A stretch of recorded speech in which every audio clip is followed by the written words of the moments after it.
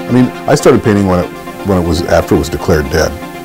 So, and I always found that a kind of a freeing thing. I mean, so like we were talking about this difference between abstraction and figuration. Well, what point does that make when you're not even supposed to paint?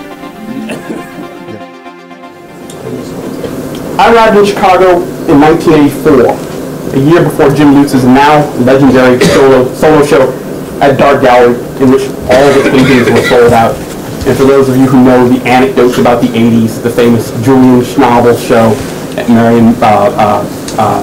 Mary Boone's in 79 was sort of the announcement of the 80s, the sold-out show. And I always think of Jim's show at Dark as sort of, you know, the equivalent here in Chicago.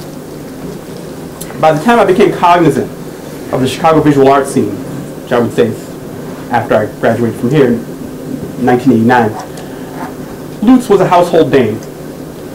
It wasn't that I knew the scene well enough to have characterized him as having a link to Chicago's nativist figurative tradition. I thought of him as a Chicago artist in the sense that his career was made here, that he was celebrated here. I took for granted the extent to which his own artistic trajectory and Chicago's art historical narrative complemented one another in the sense that together they formed a single narrative, which amounted to Jim being a Chicago boy.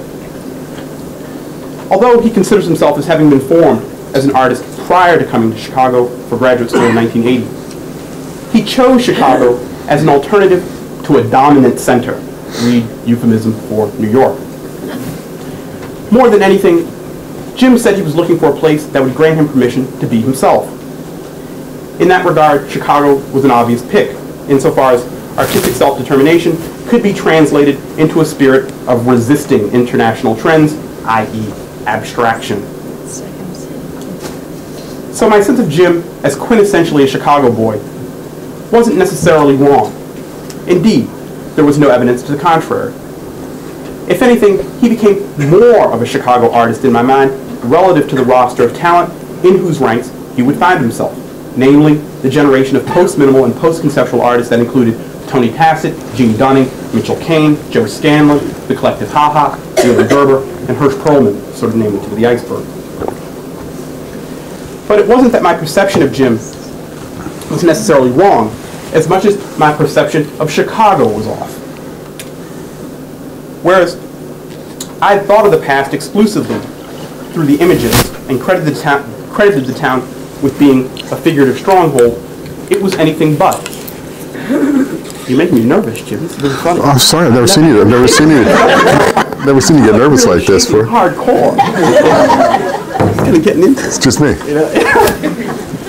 Deep breaths. Yeah, I know. Maybe put him on the wagon. Get some coffee, man. I know why. Whereas I thought of the past exclusively through the images and credited Chicago as being a figurative stronghold, the town was anything but. Chicago is in fact better defined by its heterogeneous sensibility, making it all but impossible to subscribe to the orthodoxy of a singular movement. Nothing in Chicago is off limits. This is a town in which the term modernism is used quite judiciously. It is just as applicable to Mies van der Rohe as it is to Muddy Waters. Even if certain strands of artistic practice are not native to Chicago, i.e. abstraction, this is not to say that they are unwelcome. If anything, Chicago is refreshing precisely because it lacks a cutthroat stylistic hierarchy which privileges the present. In this respect, it is not Jim's relationship to the images which would frame his work. I hope that'll become quite clear in the talk today. He's always been his own man. I have my little daughter, actually. Ava, you're your own man.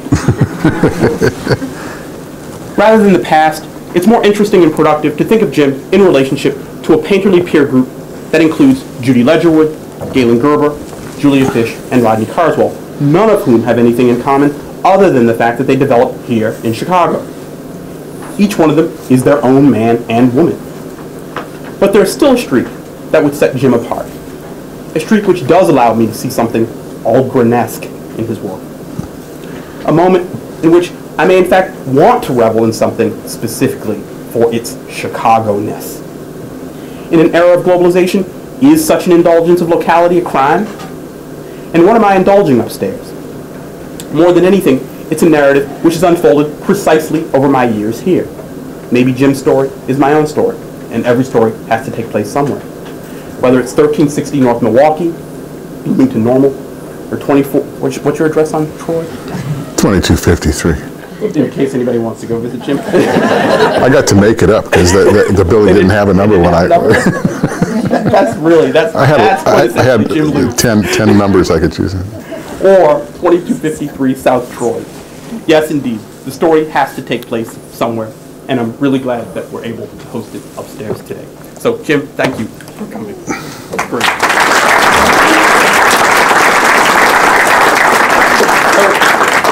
So, today, in a fit of I don't know what, decided to take an entirely different tack, and maybe it is because, I think of him as a friend nearby, local legend and beyond, that where did the we come from? I'm implicating Suzanne somehow, and all of the board, you too, Catherine, and decided to play a game of, Jim, this is your life. So, brief PowerPoint presentation before kicking off with the first question, which has to do with some of the influences on Jim's career, because I think it's quite interesting to take it off of the sort of Chicago axis, actually, as a place to begin things. So just to sort of square things, I thought I would just throw some slides up about some of the figures, Jim coming out of the Northwest, that played a role sort of in his formation when he did his undergraduate work at Washington State Pullman, and then a 2-year stint, 1978 to 1980, in Seattle before coming to Chicago. So